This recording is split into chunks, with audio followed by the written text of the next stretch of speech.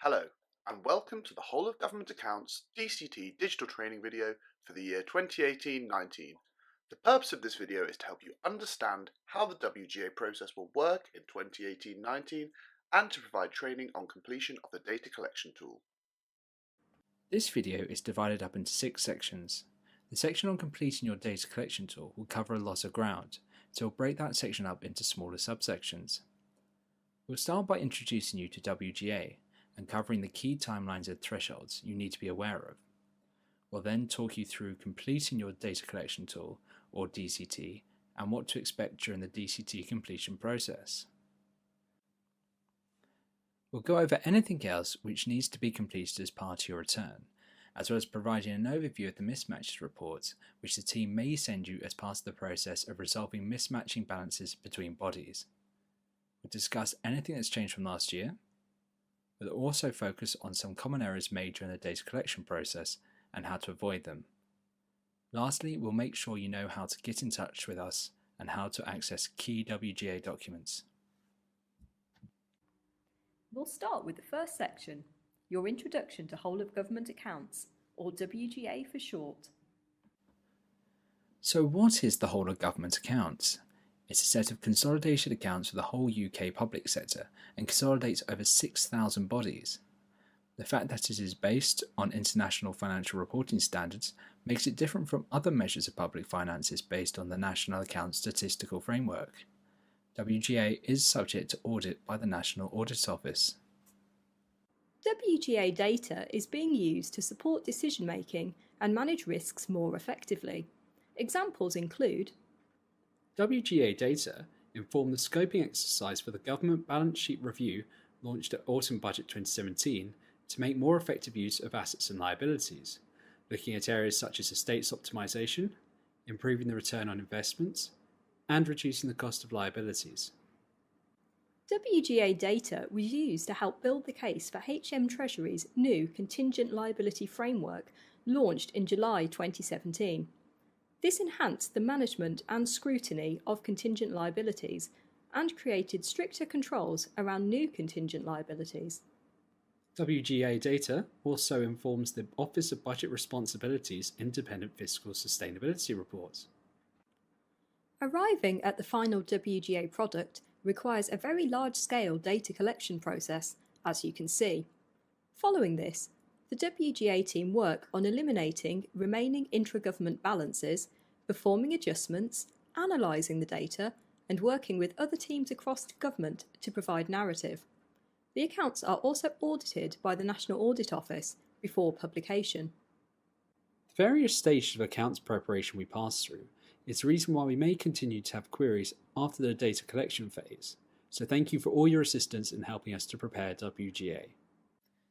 As the final point in your introduction to WGA, we wanted to run through some acronyms you might come across during the WGA process.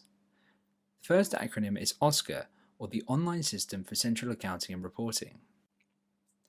One of the functions OSCAR has within government is its use as the key financial system for WGA.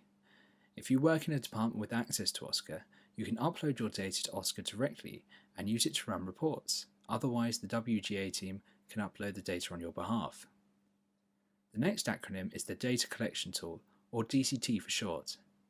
This is the key tool for WGA and is an Excel spreadsheet used to complete your data. We'll go through this in more detail later on.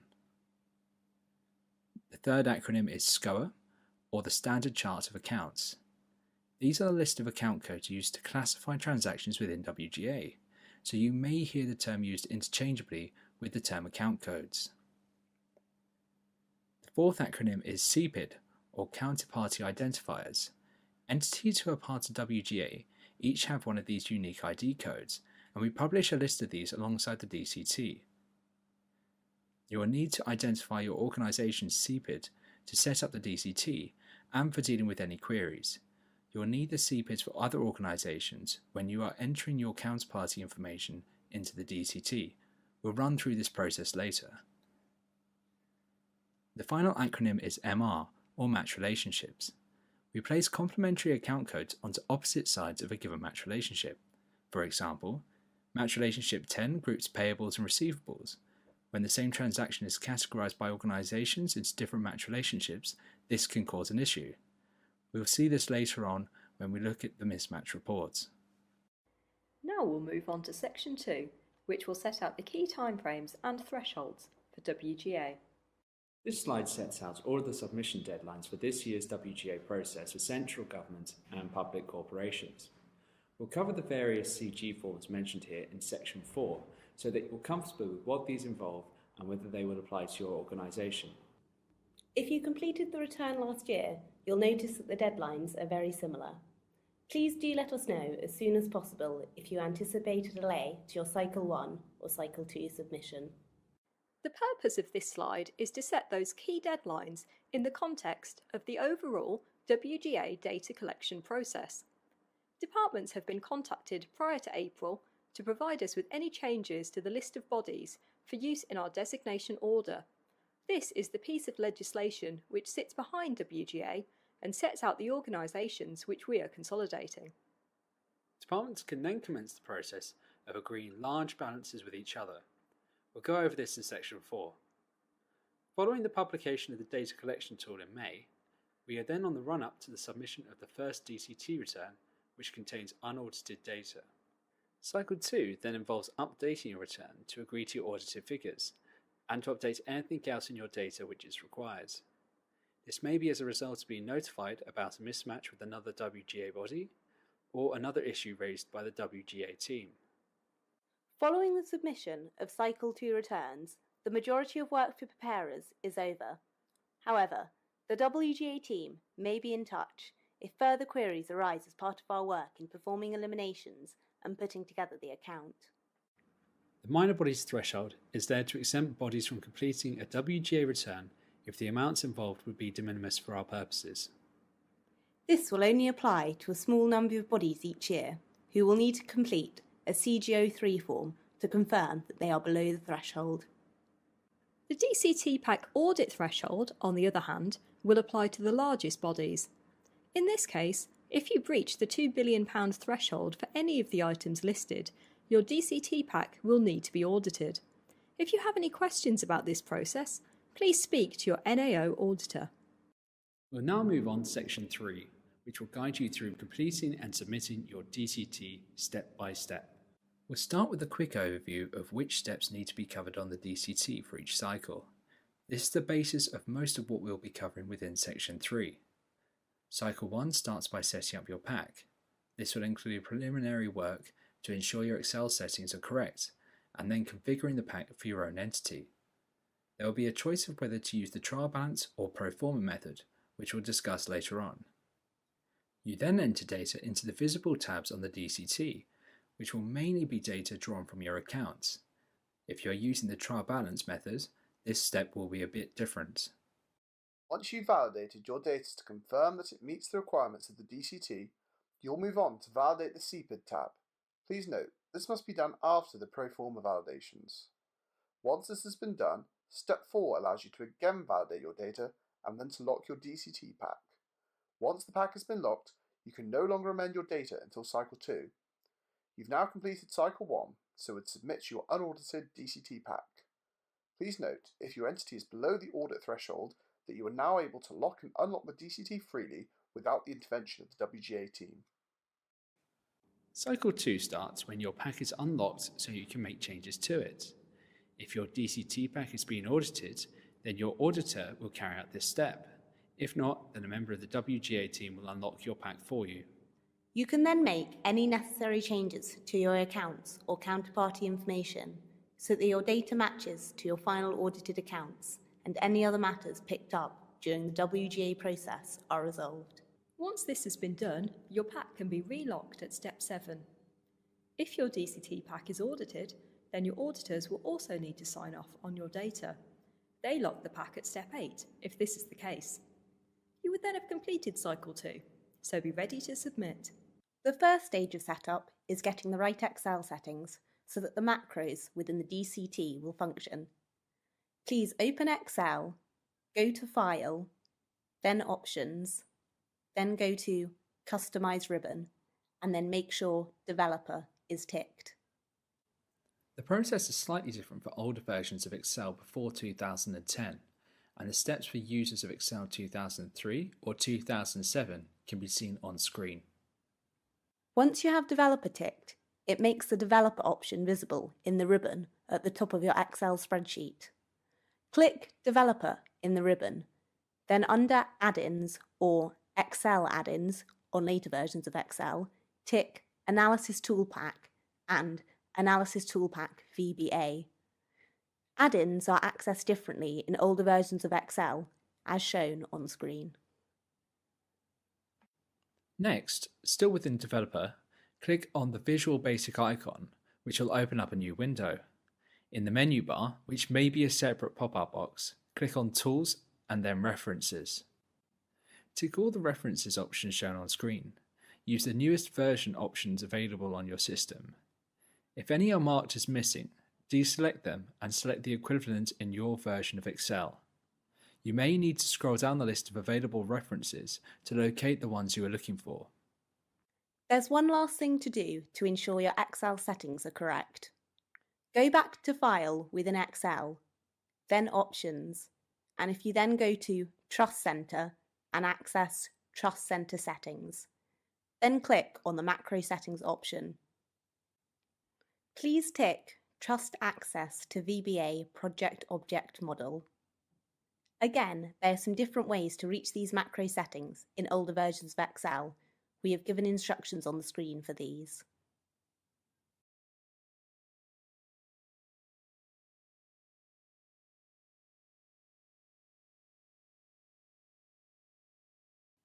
You are now ready to download the DCT pack and start setting it up. We made the DCT pack available on our gov.uk web pages, a link to which is shown on screen. It can be found within the 18-19 guidance section.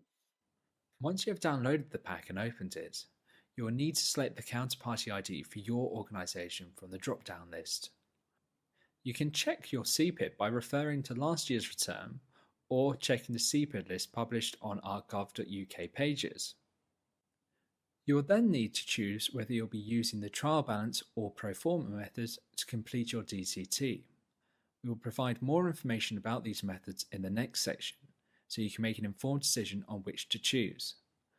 Once you have chosen the method of completion, you can now save down a copy of the DCT. We suggest closing down any other Excel files you have open before saving and closing the DCT to avoid pop-ups which could lead to you closing another file in error. When you navigate to Save As and select on Browse to select a destination, the DCT will take some time before it allows you to choose a destination, as it is working through part of the setup process at this point.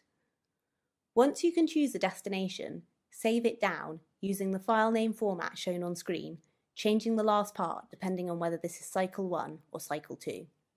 Also, please do not change the file type of the document.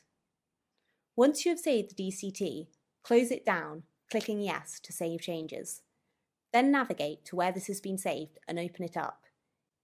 If you are prompted to enable content or enable macros, please do so. You should see that a large number of tabs have now appeared within the DCT. The DCT pack is now ready to use. We'll now take a look at the differences between the trial balance method and the pro forma method, so you can choose which to use. The trial balance method means that you'll map each of your account codes to each of the WGA account codes and then enter your trial balance data. This involves more work at the start of the WGA process. However, this then populates all your TB data into the spreadsheet for you to work with, and it will save time in the future years. The TB method could be a particularly good option if you have undertaken the mapping exercise in previous years and just need to update this for any changes for your own or WGA's account codes which may have arisen in the meantime. If your own list of account codes is closely aligned to those used in OSCAR, then less work should be required to undertake the mapping exercise than if your account codes diverge from those used in OSCAR to a greater extent. One thing to remember is that you will still need to check each tab if using the TB method, as there will be some data which still needs to be entered manually, particularly in areas where we need additional disclosure information. On the other hand, the pro forma method avoids the need for your mapping process, but means that you enter your accounts data manually into each tab of the spreadsheet. You can copy and paste information into DCT cells, so don't need to manually type all of your data. As mentioned, the proforma method may be a good option if you expect the mapping process to be time-consuming due to your account codes diverging from central OSCA codes. There are a few checks and adjustments to make before you move on to entering accounts information into your DCT. Firstly, please read the DCT Updates tab. This highlights key changes to the list of counterparty identifiers and account codes, along with other important matters to bring to your attention. Next, please navigate to the CP Statement of Financial Position tab and check your submitted balance sheet figures from last year. We'd ask you to make two checks. Firstly, checking against last year's DCT pack that each of the figures match to last year's closing balances, and secondly, ensuring the soft P for last year does balance. If your opening balances aren't correct, please email the WGA team who can resolve this for you. It's crucial not to continue with your pack or enter restatements for missing opening balance amounts, as this can cause problems later on. There are columns on this tab to allow you to enter genuine restatements to your prior year figures. Please be aware that these restatements will also need to be made on the individual tabs which relate to that line of the accounts. There's also one mandatory adjustment to make to those opening balances. Your prior year provisions figures are brought through as one figure in the non-current provisions row. However, we ask you to please separate this into non-current and current provisions to reflect the actual split from the prior year. You can find out your prior year long-term, short-term provision split by referring to your prior year statement of accounts or your previous DCT return. Please enter the correct current provisions figure from last year's closing balances into the current provisions row. This is entered as a negative. You can enter this directly into the blank cell in the prior year submitted balance sheet row. There is no need to use an adjustments column. Making the adjustment in this cell will automatically adjust the non-current figure for you. Finally, please navigate to the CP Statement of Comprehensive Income tab and check that each of your prior year submitted balance figures matches to last year's closing balances by referring to last year's DCT submission. Again, if there are any discrepancies here, please email the WGA team for a resolution. You are now ready to start entering accounts data into your DCT. Broadly, you will move through the DCT from left to right, but there are a few exceptions to this. For example, the SOFP data for this year is pulled through into the SOFP tab as a result of data you've entered elsewhere in the DCT. Therefore, there is nothing to enter into the 18-19 section of the SOFP up front, but you'll want to come back and check this after you've filled out the rest of the tabs. We'll cover the tabs in the order we would suggest completing them. If you're using the trial balance method, then you'll need to start by completing some extra steps which don't apply to the pro forma method. We'll cover this next, so please disregard this upcoming section if you'll be using the pro forma completion method. The TB method starts with the SCOA mapping sheet. The aim of this sheet is to map your organisation's chart of accounts to the WGA chart of accounts. The first step is to enter the number of account codes in your current trial balance and press Create Mapping Rows. You can then enter your account codes into the rows that appear underneath the steps boxes and match them to the equivalent WGA code, which correlates with the OSCA chart of accounts and shows this OSCA code on the screen. You can see all the OSCA codes and descriptions in a list on the right-hand side of the tab. You then need to validate the data you've entered by pressing Validate Mapping. If there's an error in your mapping, you can then correct it and revalidate your data. The next stage of the trial balance method is to move to the trial balance input tab. The aim of this sheet is to enter your trial balance data and have it mapped to the WGA account codes. You begin this tab by entering the number of lines you need for this year's financial data and pressing the Create Trial Balance Rows button. That number of rows will then appear below the steps boxes, similar to what happened with the SCOA mapping sheet. You then enter each of your account codes and the amount to be posted to it. You can copy and paste here to avoid having to type out all of the data. You will need to validate your data to ensure it passes the built-in check. The information you entered into the SCOA mapping tab will be used to match your account codes and amounts to the relevant WGA code, and the DCT can then determine the tabs and cell references where each line of your trial balance will need to populate through to. When you press Populate Pro Forma, this data will be brought through into each of the individual tabs in the DCT. This will populate most of the cells in the DCT, but there will still be some cells requiring manual entry. We'd suggest watching the following section of the video, which runs through each tab of the DCT for those using the Pro Forma method, while checking each tab in turn for additional information needing to be entered. Not many bodies will need to complete this tab, only those bodies who receive taxation income, HMRC IRT 813 tax account being the main one. There's a new line this year for apprenticeship levy receipts. We will cover the apprenticeship levy in section 5 and how all parties should be recording apprenticeship levy amounts within the DCT. Operating income, such as grants, levies, fees, and rental income, will be added to this tab. Please enter income as per your accounts. Not all lines will have an exact equivalent. Please make use of the workings and comment boxes to the right of the table to show how figures are comprised when these will not be mapped back easily to your accounts. There is additional analysis section to further split out your other income at the bottom of the tab. The operating cost tab has been set up with a summary table at the top. Clicking on the hyperlinked amounts within the summary table will take you to the relevant table below, where you can enter the detail that feeds into that summary amount. Staff costs should be lifted directly from your organisation's staff cost note. Please also be aware of the requirement to enter staff numbers into the table to the right of staff costs. Some pensions cost data feeds through from the CP Pensions tab to ensure consistency. The data in the pension cost table, which will feed through from the Pensions tab, is indicated by greyed out cells. Please note the requirement in the notional costs section to specify how you reverse out notional costs. The Social Security costs box is mainly for the use of the Department for Work and Pensions. There is an additional analysis table at the bottom of this tab to further split out any purchases of goods and services classed as other. This tab covers finance income and expenses.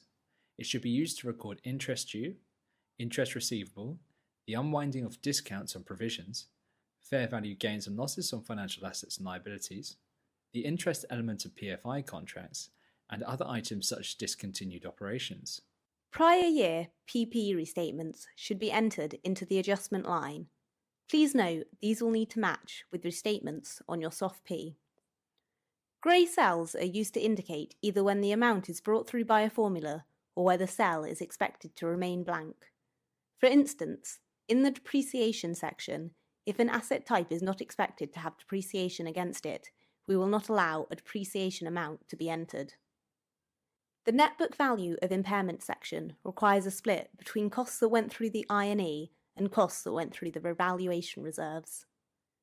It is very important that the additional cash requirement at the bottom of the tab is completed, as this allows us to build the cash flow statement. The Intangible Fixed Assets tab follows a very similar format to the PPE tab. Note that additional cash flow information is also requested on this tab. On the Trade and Other Receivables tab, please note that the closing balances are shown gross of impairments allowance. These allowances are summarised from line 25 down. The WGA team find that comment boxes are particularly useful on this tab for understanding how the figures have been comprised from your accounts, so please fill them in where possible. Note that there is also an additional information box at the foot of the tab to further split out other amounts. The Trade and Other Payables tab follows a similar format to Trade and Other Receivables. Again, there is an additional information box at the foot of the tab. Please use this to split out your other balances. The next three tabs incorporate changes made to IFRS 9 in 1819. The Other Financial Assets tab first asks you for total OFA balances, and then asks you to split these between internal and external amounts. Internal amounts are those which you have with other WGA entities, so those you will be allocating when you reach the counterparty information stage.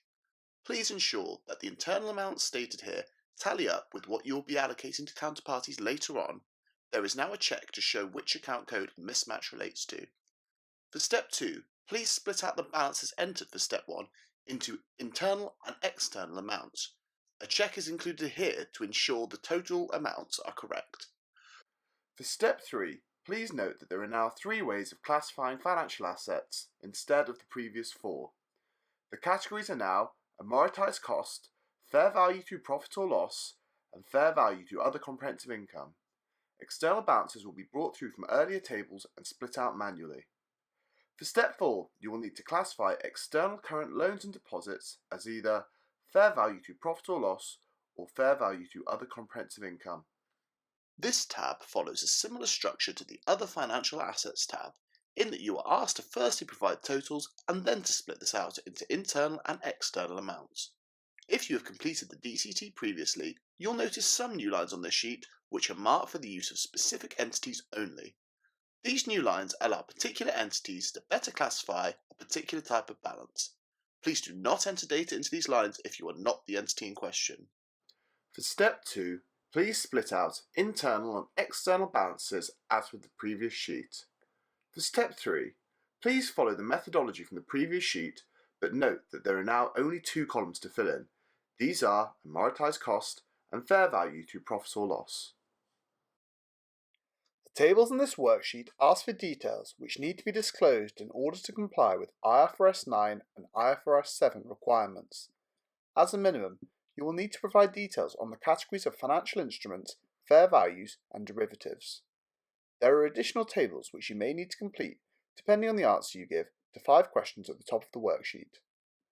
The Financial Instruments tab will contain data fed through from the Financial Assets and Financial Liabilities tabs, as well as from Trade and Other Payables and Trade and Other Receivables. Therefore, please ensure you have entered data into those tabs before beginning Financial Instruments. Please read the instructions on each table clearly to ascertain whether we are requesting total amounts or external amounts, i.e. amounts held with bodies not on the CBID list. The Financial Assets and Expected Credit Loss table on this worksheet has changed when compared with previous years.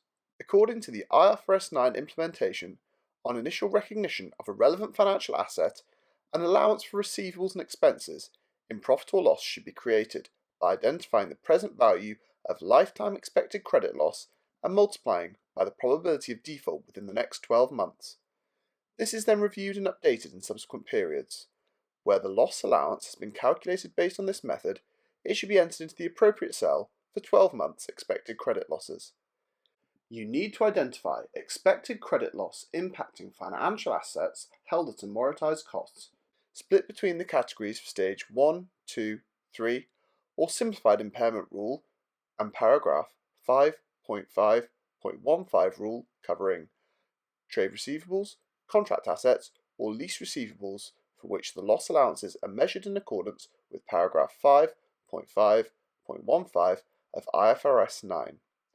Please read the instructions on each table clearly to ascertain the specific request from us. In addition to cash and inventories, funds held with the National Lottery Distribution Fund can be recorded on this tab. Please ensure overdraft amounts are not entered into the cash balance boxes. The Provisions tab asks for an analysis of discounted cash flows and also a breakdown of expected timings. This tab requests information on the general fund, including pensions, and revaluation and other reserves. This tab collects data on contingent assets and liabilities and on remote contingent liabilities. It also includes sections to provide a further breakdown for contingent assets and liabilities relating to entities inside the WGA boundary. If you have any joint ventures and associates, please only record your own share on this tab. This tab collects data on leases, PFI contracts, other information, and non-current assets held for sale. There is a mix of financial and non-financial information, such as number of contracts or details on adoption of accounting policies. Please be aware that some sections will request data in whole numbers rather than thousands, for example, numbers of exit packages. DCT preparers need to complete the Private Finance Initiative, or PFI, disclosures in the DCT, in line with WGA disclosure requirements, which are in accordance with the 2017-18 Government Financial Reporting Manual, or FREM. This tab collects information on your pensions liabilities and asset balances. Some of the data feeds through to the Operating Cost tab. There is also an Analysis of Scheme Assets section. Please disclose this information, if available, in your actuarial report. The aim of this sheet is to provide further details of any prior period restatements which have been entered onto your primary statements and onto the relevant tabs of the DCT. Any entity who has made a prior period adjustment must complete this tab. Please complete this tab after you have completed the rest of your accounts data tabs. Please select the name of the affected sheet and cell reference. The SCOA will then automatically complete. Then enter the debits and credits into the schedule. The aim of this sheet is to identify lines in your SOC or SOFP where your figures vary significantly between the prior year and this year, and for you to provide commentary on the reasons behind this. Please complete this tab after you have completed the rest of your account data tabs. The formula brings through a figure into the variance column where the variance is deemed significant. If there is a figure in the variance column, please provide comments on the reason for the variance in the right-hand box. You have now entered all of your accounts data. Please now check your SOC and SOFP to ensure everything is in order. The next step will be to validate the data entered so far. This checks the data against rules built into the DCT to ensure the data is robust. Before running the validation macro, please navigate to the CP Validations tab. This is a dynamic tab which shows each of the validation checks within the DCT and whether you have passed or failed them based on the current data which you have entered. This year, you can filter the data by clicking the Allow Filtering button at the top of the tab. You can then filter the validation status column to only review the validation failures. Any macro operation on the spreadsheet interferes with the filtering capability, so if this stops working, please press Allow Filtering again. The validation description and user validation message columns provide more information about the validation check and what needs to be corrected if this is failing. If you make changes to data within a tab as the result of a validation error here, the tab will dynamically update, so when you come back to check it, the change will be reflected.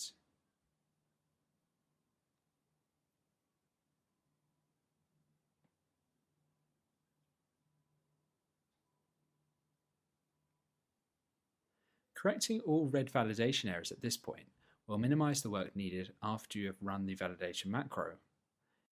If you have any amber soft validation errors and decide that the information is correct and does not need adjusting, please enter an explanation into the user comments column.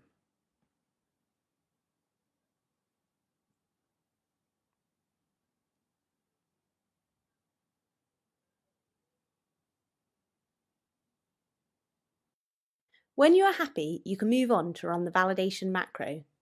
Navigate to the Instructions tab and press the Validate button at Step 2. This will then run the validation macro and return a green result if all checks are passed, or an amber or red result if they are validation errors. The full results of the validation macro are returned on the K Validation Errors tab.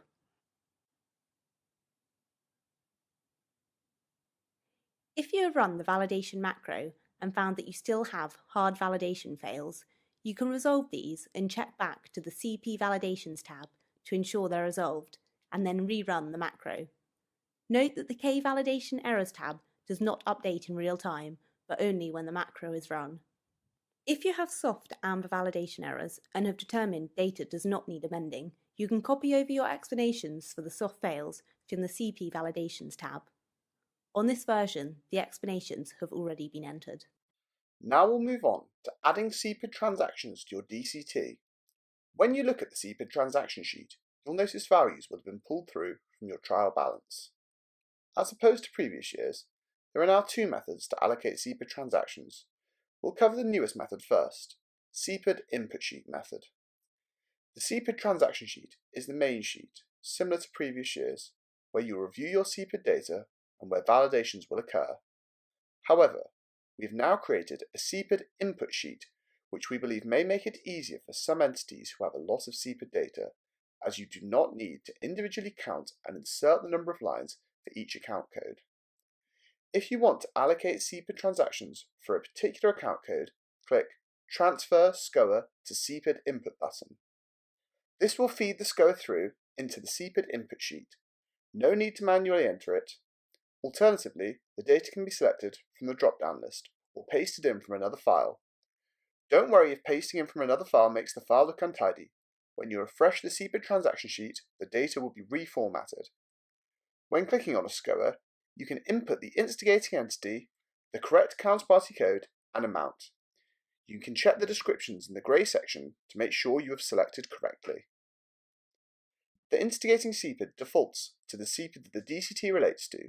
For local government and public corporations, you will only have one CPID reference, so this will save time entering your CPID reference each time.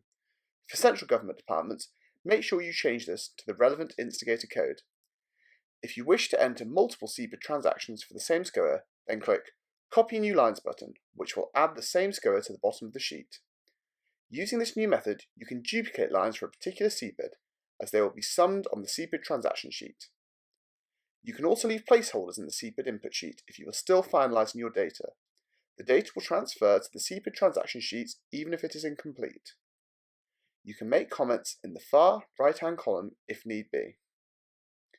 When you are done with this sheet, click the Refresh CPID Transactions button. This will transfer all the data to the CPID Transactions tab. User comments will not be transferred. Here you can review your data again and amend the CPID input data sheet as needed. You can refresh this as many times as you would like. Towards the latter stages of your Cycle 1, when most of your CPID data is in place, you can switch to the other method if you find this easier. However, this is a permanent change and your CPID input sheet will be deleted. We will now discuss the second method, Add Rows method, which is the same method used in previous years. This method may be easier for entities who do not have a lot of CPID transactions to add. The DCT will default to the CPID input sheet method, so in order to use the Add Rows method, you will need to press Switch Method. You will see another reminder that this action cannot be reversed. Once pressed, you will need to complete the remainder of the CPID transactions by adding rows. To insert lines, select the account code you wish to insert lines for and press Add Rows. Enter the number of rows you wish to add and hit OK. You then need to fill out the instigating entity, CPID, and the amount. Now we'll move on to validating the counterparty information you've entered and locking your pack for Cycle 1. Locking your pack means that you are confirming that this is the final unaudited data you want to submit for Cycle 1, as the data will then be locked down and cannot be changed until Cycle 2. These two processes, CPID validation and then locking, are rolled in together under Step 4 of your Instructions tab. As and when you do pass all the CPID validation checks, there is an option not to proceed with locking the pack on that occasion. This is important to note, as you will need to have appropriate sign-off before locking and submitting the Cycle 1 pack. This year we've introduced a process to allow you to test run the validations from within the CPID Transactions tab, so you can preview any errors which may arise. This is done by pressing the Run CPID Validations button on the CPID Transactions tab. This will return a red or green validation status into the status column, along with a status comment. The status comment provides more information to help you resolve a validation error where a red validation status has been returned. The first action within Step 4 is to confirm whether you are above the audit threshold, so your DCT pack requires audit, or below the audit threshold, in which case your DCT pack does not require audit. Those audit thresholds are included in Section 2 of this video. This is important as it indicates who will need to unlock the pack for Cycle 2, whether it will be your DCT auditor or a member of the WGA team. You can then move on to press the Lock for Submission Cycle 1 button. The first thing this will do is to validate your CPID data. If this passed all the validation checks on the first attempt, then the option box shown will appear, asking whether you are happy to move on and lock your DCT. We would strongly suggest saving another copy of your DCT prior to pressing the lock button. This means you have a copy to roll back to if you do unexpectedly find you need to make a change before submitting Cycle 1. We'll assume that on this occasion, the validation checks have found some problem with the CPID data. This causes the box indicated next to the locking button to change to amber or red. We'll now take a look at what to do next. For the next section, please be aware that the DCT shown on screen may have slightly different formatting to the one you are working on. However, all of the points relating to validations remain the same. If your validation checks have not all passed, please go to the CPID Transactions tab. Each row will now have a status entered into the status column. A green status means that you have passed the relevant validation rule. However, a red status means that row has failed the validation rule. So, the first validation fail is with Taxation and Social Security payable to HMRC. This is a SCOA we would expect to be 100% allocated to a WGA entity. In addition, as indicated by the SCOA description, in this case we expect it to be fully allocated to one specific entity, HM Revenue and Customs Taxes and Duties account, which is CPID IRT 813. To resolve the error, I need to allocate the amount to IRT 813.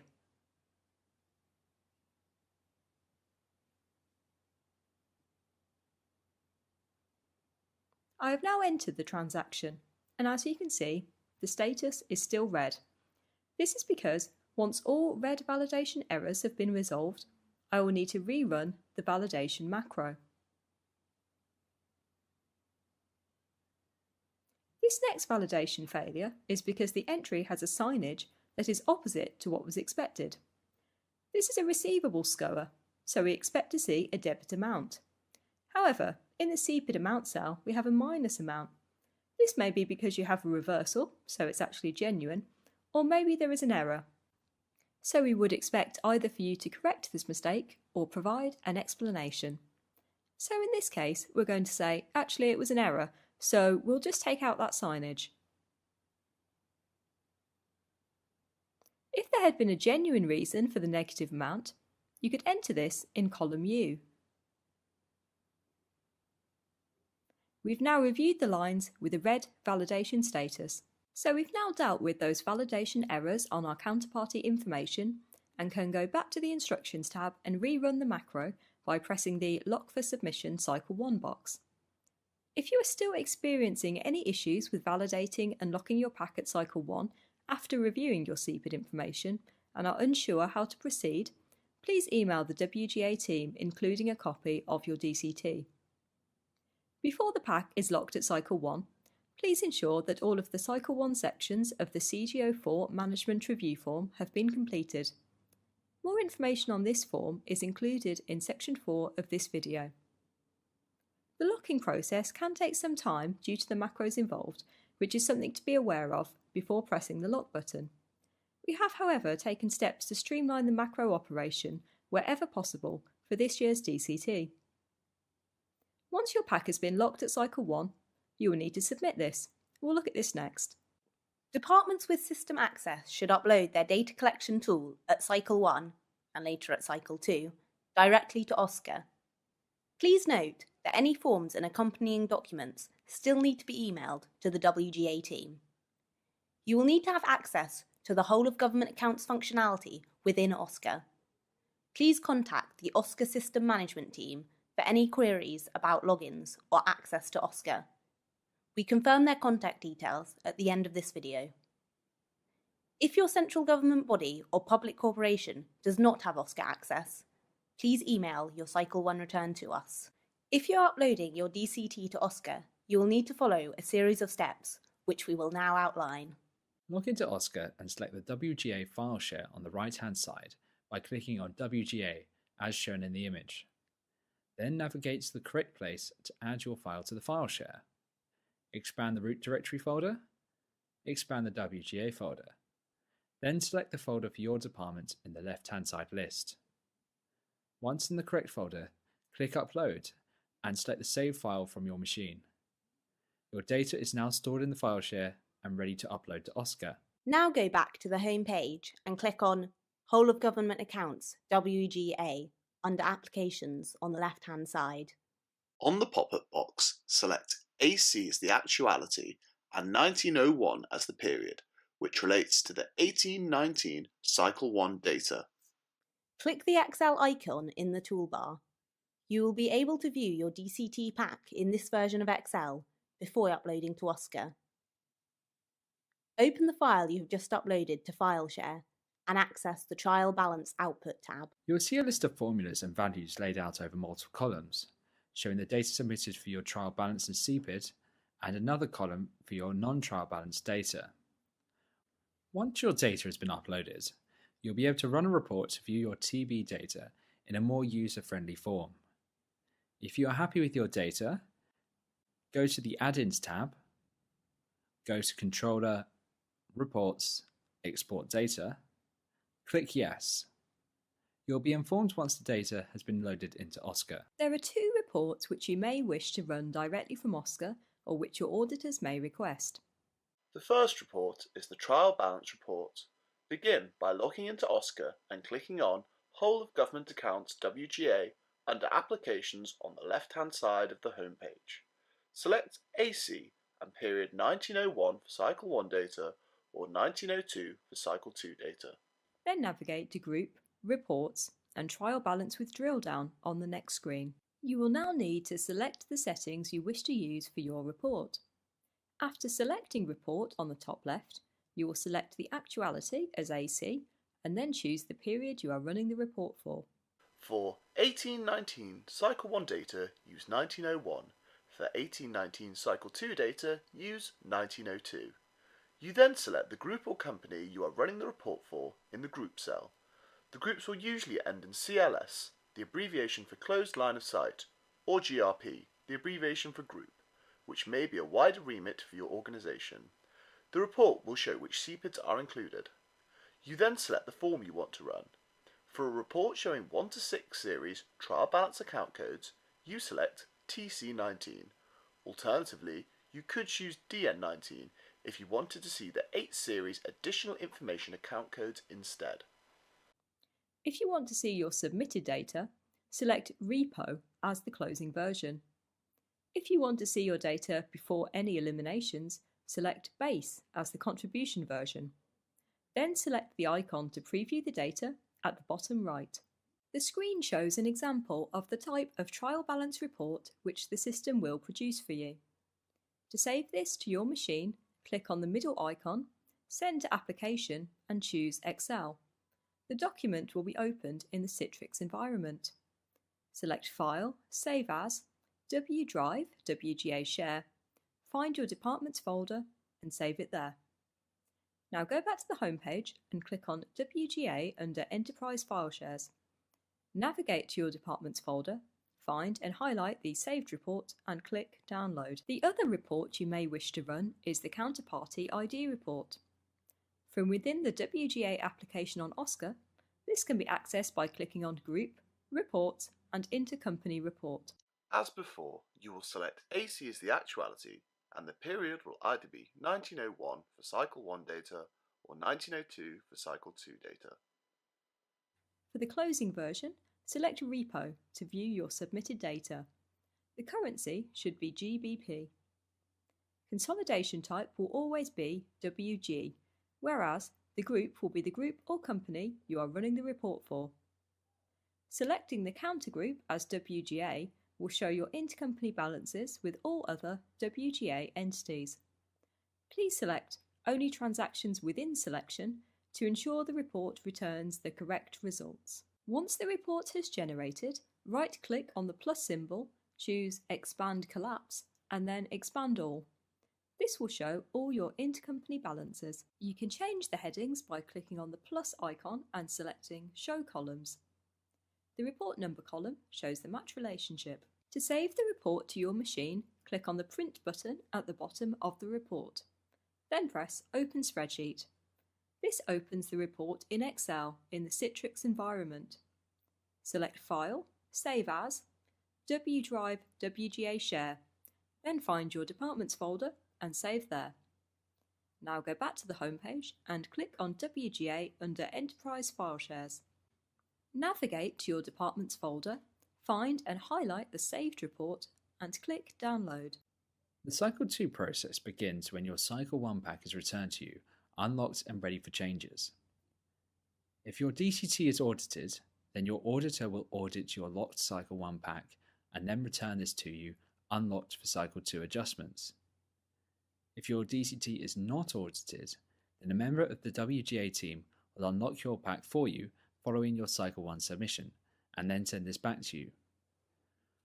Once your pack is unlocked, you can make any changes required to your data. This could be as a result of the audit of your DCT, if this applies to you.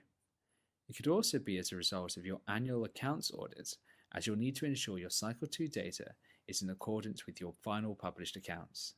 It could also be as a result of mismatches in counterparty data between yourself and another entity. We'll discuss mismatches in more detail in Section 4. Lastly, it could be for any other matter which you or a member of the WGA team has picked up as requiring correction. Once you've made changes to your accounts data or CPID data, you'll need to revalidate the amended data at Step 6 on the Instructions tab. Please save a copy of the comments for any AMBER validations on the K Validations Error tab first, as these may be removed when you revalidate and you'll need to add these back in. Once you are happy with your final data, your Chief Financial Officer should lock the pack at Step 7. If your DCT is audited, then there is an additional locking step required. Your auditor must lock Step 8 to confirm they are satisfied with the final DCT pack. If your DCT is audited, then there is an additional locking step required. Your auditor must lock Step 8 to confirm they are satisfied with the final DCT pack. If your pack is not audited, please disregard Step 8. Please submit the Cycle 2 DCT pack to us, accompanied with the relevant additional documents which we listed in Section 2. Now we will cover Section 4, which provides more information about the other tools and forms involved in the WGA data collection process. We'll start by covering the forms which you may need to complete. The purpose of the CGO1 form is to document that you have agreed any transaction or balance over £5 million that you have with another WGA body. A form is required for each counterparty you need to agree large balances with. You may be submitting multiple forms if you have significant transactions with several other WGA bodies. The form is also the correct place to let us know if you have been unable to agree one of these significant balances with the other party and are left with a difference of over £200,000 in the amounts you each plan to record. We'll take a look in more detail at the CGO1 form in the next clip. We'll start off by taking a look at the Guidance tab of the spreadsheet. As you can see, this tab explains the worksheets and also guides you through completing the form. The two tabs that you will need to enter data onto are the Confirmation and Reconciliation tabs. The other tabs are there for information or to bring through text into the main tabs. We have designed the form so that the provider enters their data into the form and then sends it to the purchaser for reconciliation. So to give a couple of examples, if you have supplied goods or services to another public sector body, or if you have made a loan to them, you would be the provider, and so would initiate the balance agreement process. Just a reminder, this is only required for balances or transactions of £5 million and over. The provider starts completing the Confirmation tab at the top left. They enter their name into the provider name cell, which should automatically detect the CPID reference.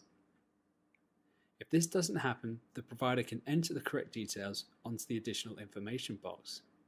They can then confirm the period this balance agreement relates to, so the last month of the financial year in question. Over to the right, the provider can then put in the name of the purchaser, the other party to the transaction. The provider then enters the materiality level. The default level is £5 million. They also enter an agreement level. If a balance cannot be agreed within the agreement level, then further information on the difference must be provided. The default level here is £200,000. The provider then moves on to enter in the SCOA, so the account code that they plan to code their side of the transaction to. They can check the list of SCOAs from within the form by looking at the List tab. This provides the list of trial balance account codes along with their description. Once the provider has identified and entered the SCOA, the form will tell them which match relationship this falls into. The purpose of this is so that the form can be used to agree the correct match relationship which the parties will use for the transaction, as well as the amount. If WGA bodies agree beforehand on the amount of a transaction and to use the same match relationship to record it, this means the transaction will automatically eliminate out when the data is added into OSCA. If either the amount or the match relationship are different, then this appears as a mismatch, which needs further investigation and may mean you need to adjust your data for cycle 2. Once the provider has used the cell to identify the correct match relationship, they then select the code for that MR into the match relationship cell of the first left-hand table. On the next line down, they then choose the correct SCOA code from the drop-down list. This should bring up the account code description. The next step is to enter in the amount of the balance, as per your records. There is also a detail cell to provide extra information, to help the purchaser to recognise this particular balance. The provider then completes the sheet by entering the details of any other balances they have with the counterparty onto the left-hand side. For each balance they wish to enter, the provider can check the account code they will be using and enter it into cell E19 to bring up the match relationship details. Please use a new table on the left-hand side for each new match relationship. Once the provider has completed all the information, the form can be sent to the purchaser. If you are unsure of the purchaser's contact details, please contact the WGA team for assistance. The purchaser receiving the form would enter the information for the opposite side of the transaction, which the provider has entered, into the relevant table on the right-hand side. If the purchaser's records show they have transactions with the provider which have not been entered onto the sheet, they can add their side of the information into a blank table on the right-hand side.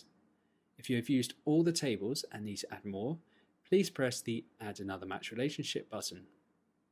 Once both parties have entered their information, the outcome box at the bottom of each table will indicate where balances disagree and require reconciliation. There is some space in a cell to the right of the information tables where this can be performed. The provider and purchaser will need to contact each other to agree on a resolution. If, after this process, the amounts still differ by over £200,000, please provide a detailed description on the Reconciliation tab, along with supporting evidence. This could include extracts from your accounts, contract amounts, or other documents. Once the process has been completed, both the provider and purchaser will need to sign off on the form. This involves putting your name, date, and contact details into the sign-off box on your side of the sheet. It can then be submitted by the provider along with their unaudited Cycle 1 DCT. The CGO2 form is there to confirm that you've gone through the balance agreement process using CGO1 forms and have submitted additional explanatory information where there are significant remaining differences between the parties.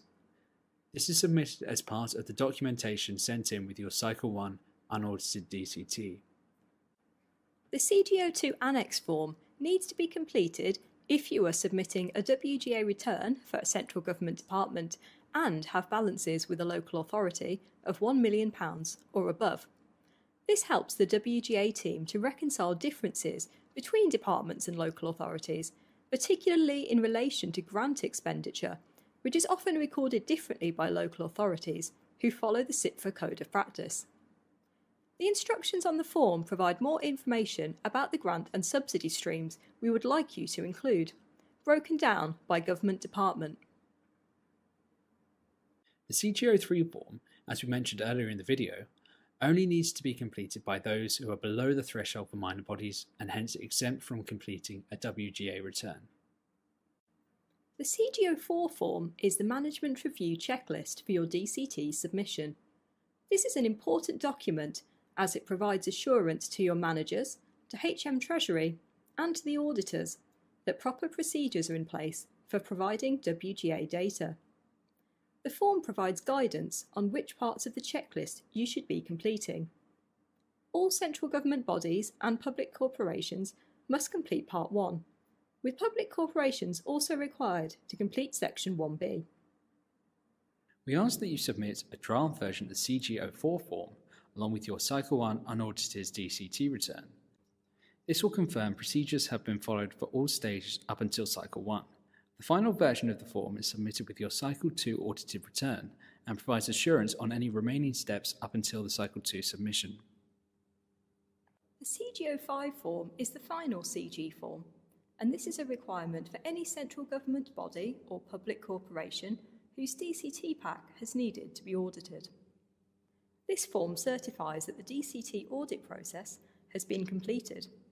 We ask that this be submitted a week in advance of your Cycle 2 audited DCT pack. Here, we're going to provide some background on the concept of mismatches and common reasons why they may occur. We'll also look at some examples of mismatches as they appear on the mismatch reports. Extracts from the mismatch report may be sent to you by a member of the WGA team when they detect a mismatch during the data collection or elimination phases of our work. We can also make mismatch reports or match analysis tools which allow you to run mismatch reports available on request after Cycle 1 of the data collection phase. This allows you to see where your data does not match those of other entities and make adjustments to your Cycle 2 data if this proves necessary. So a matching intra-government transaction is one where parties involved record the transaction at the same value, using the same match relationship and naming each other as the counterparty. Matched transactions are automatically recognised as taking place within the WGA group and are eliminated out on our system. Mismatches occur when there are differences between what you are pointing at another WGA organisation and what the corresponding organisation is pointing back. There are 4 common types of reasons for mismatches, which are shown on this slide. We'll now work through some simulated examples of these mismatch types. Firstly, probably the most common reason why mismatches occur is that the transaction has been stated at a different amount by the 2 parties. We can see this in the example shown here, where the asset has been stated as £10 million, but the corresponding liability has been stated as £15 million. When this is due to one party having given the amount on a more granular basis, we suggest that the other party replicates this granularity in order to resolve the mismatch. As departments agree large balances with each other up front via the balance agreement process, we would expect the number of significant mismatches between departments due to differences in balances to be limited. The data recorded on the CG01 form, particularly additional information where balances have not been agreed within stated limits, give the WGA team something to refer to when a large departmental mismatch is picked up. A second cause of mismatches is when counterparties fail to point transactions towards each other. This could be due to one party simply not giving a government counterparty for the balance when completing the CPID transaction sheet, as seen with this trade receivables asset. The owner of the corresponding trade liability would need to allocate this on their CPID transaction sheet to resolve the mismatch.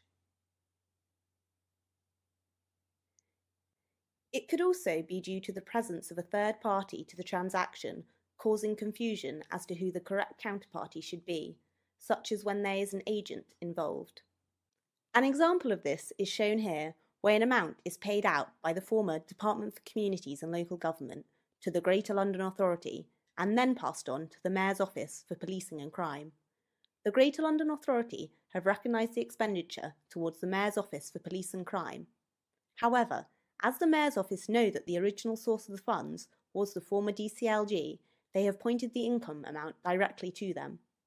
Because of the discrepancy in counterparties, our system is unable to automatically eliminate the transactions. The most important consideration for WGA when resolving these mismatches is that all transactions within the WGA boundary are eliminated.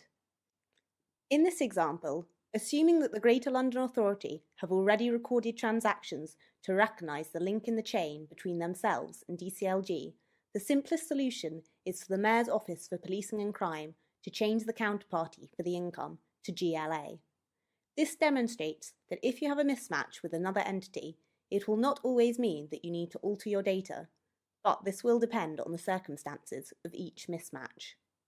A third reason for mismatches that we see is when one party has used the opposite signage to what is expected. For instance, as seen here, an asset stated as negative will not match off with a negative liability amount provided by the counterparty, and in fact causes a mismatch of double the original balance. Please do be alert to the validation warnings within the SEPA Transactions tab of the DCT, which will flag up when unexpected signage has been used. This allows you to correct the signage at an early stage if it is an error to avoid the mismatch being created. If the error is picked up between cycles 1 and 2, it can be corrected for the cycle 2 submission. Final common reason for mismatches is the use of differing match relationships to classify the transaction. For the purposes of WGA, we group certain account codes into match relationships. We publish the list of these match relationships on our website along with the DCT.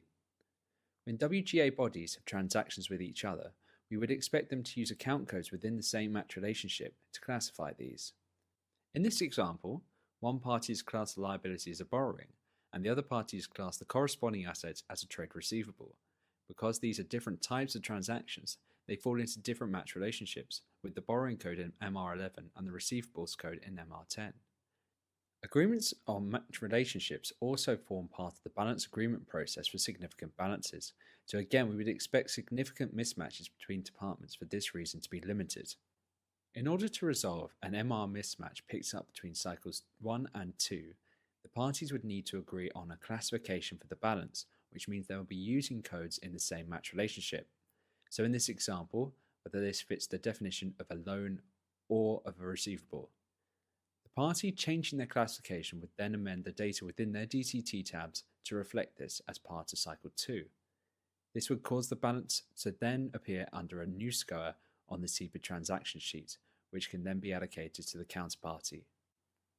Taking a quick look at the match relationship list, you will see that some MRs cover quite general categories of balance. For example, MR15 covers a wide range of income and expenditure codes. We also have match relationships for more specific balance types, such as grant streams from specific government departments.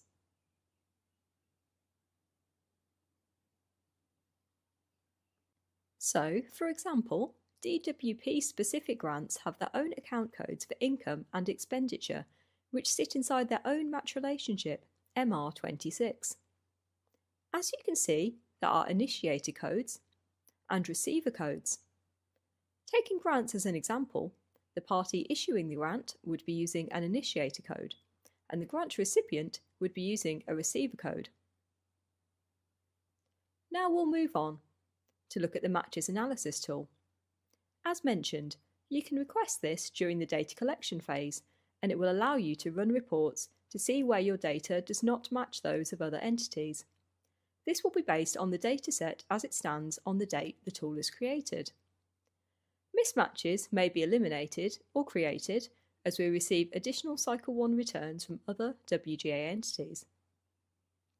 The Matches Analysis tool has 3 tabs: the Instructions tab, the Data for Analysis tab, which provides the raw data to allow you to run reports, and the Criteria Data Filter tab, where you enter the parameters for your report. If you want to run a report to check mismatches between yourselves and all other entities, you will always start by entering your own CPID into the 2 cells, as shown on the screen. Here, we're using HMT 087 as an example organisation. You also need to delete any remaining zeros from these lines, as the report will not produce the desired results with these left in. If you run a report at this point by pressing the Select Transactions that Meet Criteria button, it will find mismatches between yourself and all other WGA bodies. You can also enter additional parameters to narrow down the search. For a more specific search, you can enter the CPID of a particular counterparty into the report as shown. This will bring up only the mismatches with that particular body.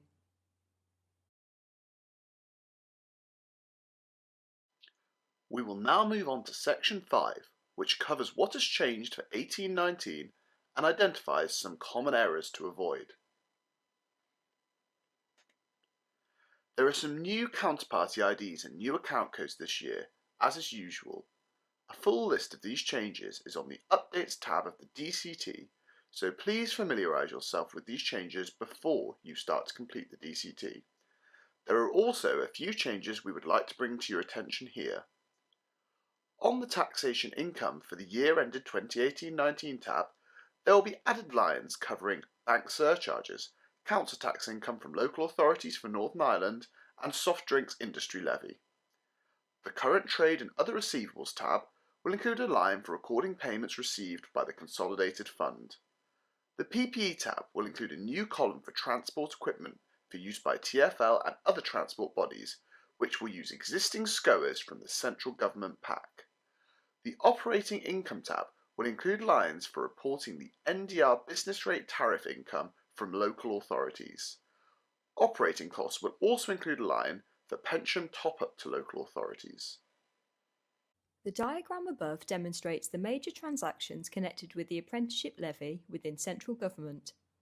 New SCOAs have been introduced to allow for the recording of these amounts, and new lines have been incorporated within the DCT to map through to these new account codes. Two of these are only designed for specific central government departments. HMRC IRT 813 tax account will need to record apprenticeship levy income from all relevant employers, which they would complete on the apprenticeship levy line of the CP tax tab. DFE will need to record actual expenditure to external training providers. They would complete this on the Purchases of Goods and Services section of the CP Operating Cost tab, in the cell marked as Apprenticeship Training.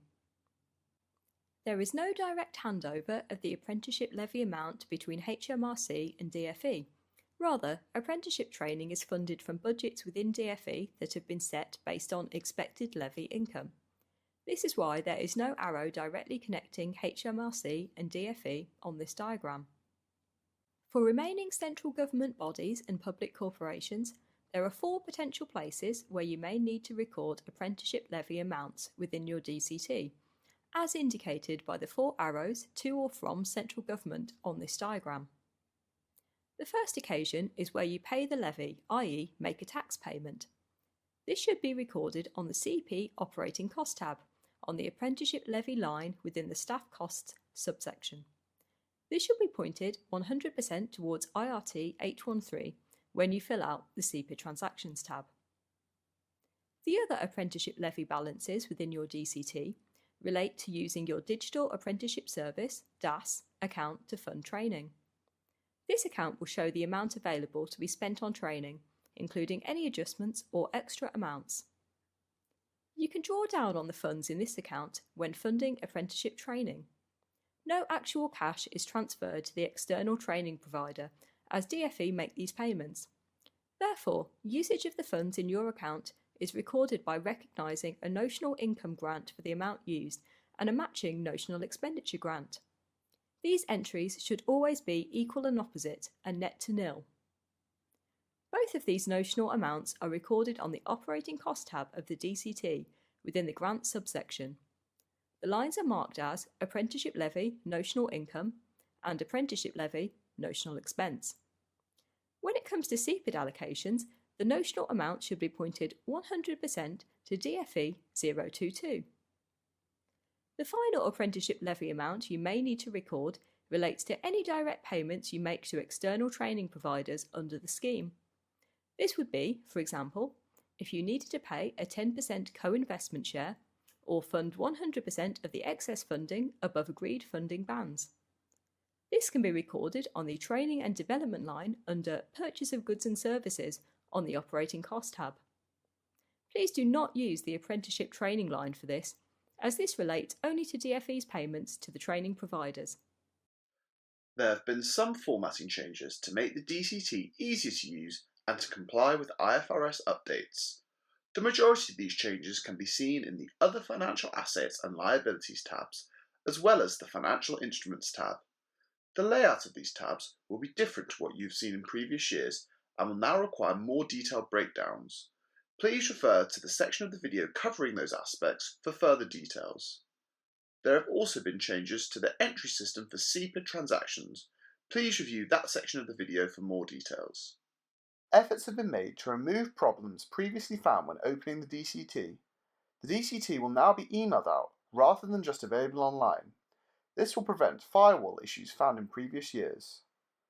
ActiveX coding has also been removed, so there is now no need to make sure it is activated on your Excel program before opening the DCT. There have also been changes to IFRS 9 which will come into effect for the 1819 WGA process. These changes will impact the classification and measurement of financial assets and liabilities, as well as the reclassification and impairment of these instruments. The changes made to IFRS 9 have impacted the layout of the DCT tabs covering these areas, so please consult the written guidance for more detail. Lastly, we have checked through all of our background coding and simplified this wherever possible. This has led to a reduction in the size of the file before it is configured for your entity, and also a reduction in the size of the file once it has been set up. We hope you will also notice an improvement in the speed of the macro operation. Now we've covered what's changed for 1819, we'll move on to look at some other important reminders for completing your DCT, including areas which can lead to errors. Signage and decimal places. On the majority of the DCT, including the CPID's Transactions tab, signage is needed to indicate credits and debits. For example, a trade liability figure is entered as negative and brought through to the CPID Transactions tab as negative. When allocating past this figure to a WGA entity, you'll need to remember to enter matching signage. There may be a rare occasion where you need to enter the opposite signage, such as when you received a refund. You'll receive a validation message if opposite signage is entered, reminding you to correct this or to add an explanation.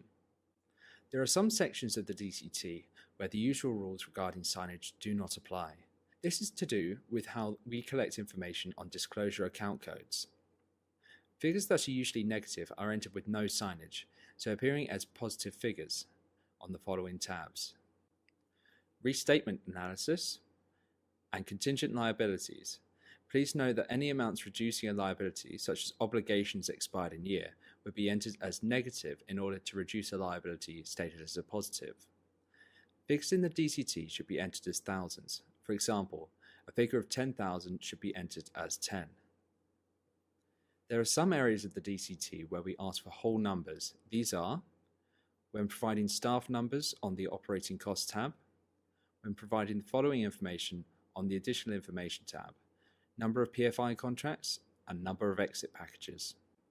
Opening balances. Your opening balances will be brought through when you create your DCT pack. Please check that these are correct and match your closing balances from last year.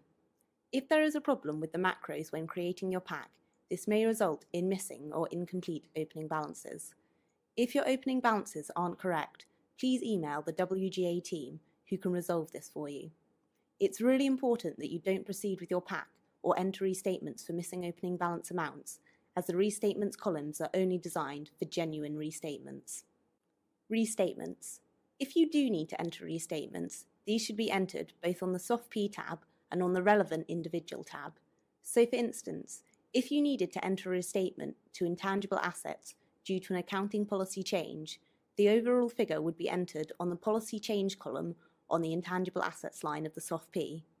When you complete the intangibles tab, you would enter the restatement into the adjustment line above restated balances, splitting it out into relevant categories impacted, such as software licenses, trademarks, and patents.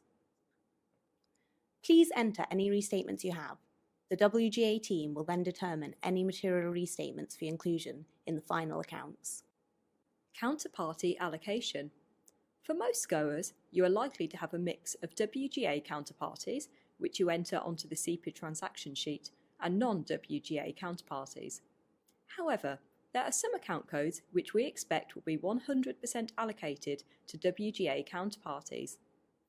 Codes we expect to be fully allocated to WGA entities include the following: Public Dividend Capital, which sometimes appears as PDC in an account code description; supplies received from or amounts due to the consolidated fund; all government grants goers, taxation and social security amounts due to HMRC, and interest payable account codes where the SCOA description makes it clear this is within another part of government, such as interest payable to local government. For taxes due to HMRC, please ensure the amount is fully allocated to IRT 813. This is the CPID for HMRC's tax balances. There is also a CPID HMR 041 for HMRC as a government department, if you have non-tax dealings with HMRC. It's really important that grant SCOAs are fully allocated, as if this is not the case, this will add to the uneliminated error in the final account. We really appreciate the work you put into grant SCOA allocations each year to help us minimise our final error count. Other issues with counterparty allocation, which can result in mismatches, are covered in the Matches Analysis and Mismatches area of this video, in Section 4. Splitting figures between internal and external. For most tabs on the DCT, you fill in your total balances and do not need to split this between entities internal and external to WGA until you reach the CPID allocation stage. However, for a few specific areas, we ask for an internal-external split as part of the main tab. These areas are Other Financial Assets and Other Financial Liabilities. These two tabs feed into the Financial Instruments tab. And finally, Contingent Liabilities. The concept is that when you are providing a figure for balances internal to WGA, this should match to the total of the counterparty allocations you make for that relevant account code when you fill out the CPID Transactions tab. As you complete these tabs and the CPID Transaction tab at different stages of the process, we would ask that you please go back and check these tabs after you have completed the CPID transaction information and make sure that they do tally up. To round off this training video, we will show you the final slides which confirm key contact details and the link to our web pages. If you are in a major department and have been allocated an account manager, then they will be in touch directly to provide their contact details. Thank you for watching this training video. We hope you found it useful.